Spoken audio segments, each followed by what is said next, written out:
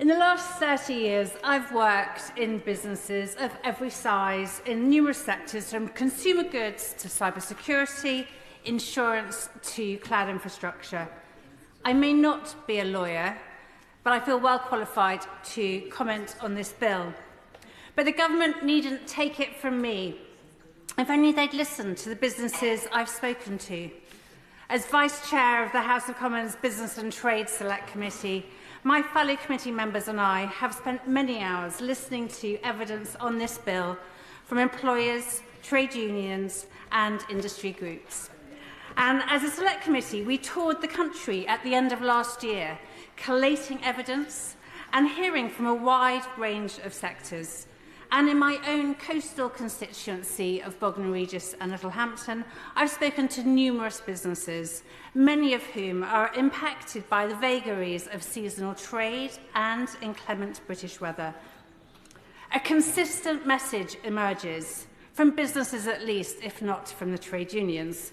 How can a government that claims that its primary focus is on delivering growth be so tin-eared to the views and needs of the very businesses, entrepreneurs and indeed employees that are fundamental to creating this growth?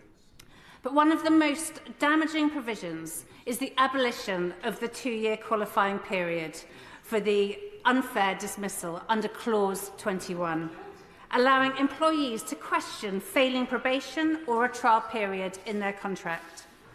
From day one, employees will be able to take their employers to court.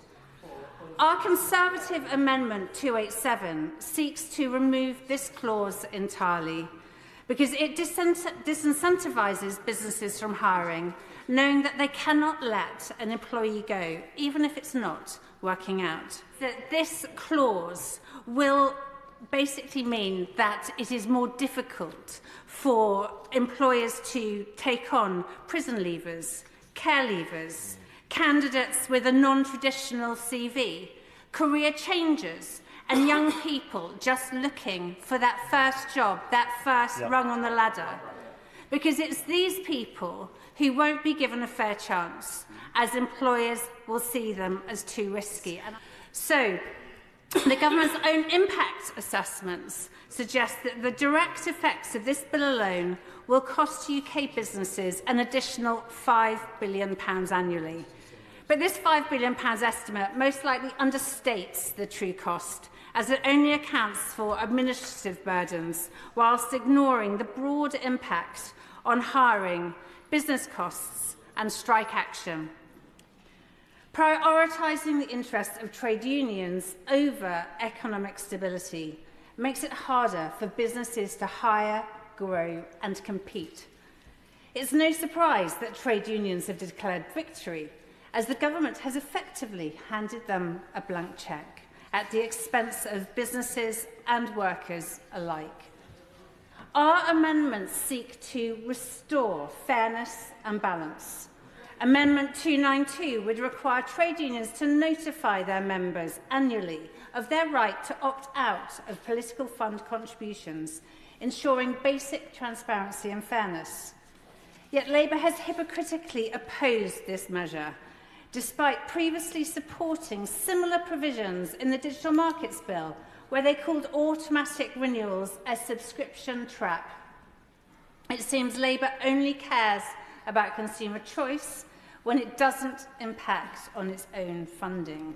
Workers should have the right to make an informed choice each year about whether they want to contribute to political causes rather than being automatically signed up without clear consent.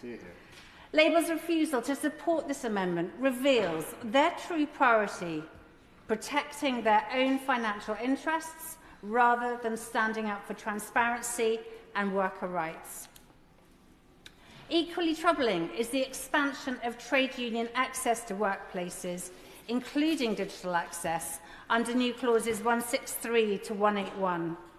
Despite 59% of consultation respondents asking for more information or outright opposing this provision, the government is pressing ahead regardless.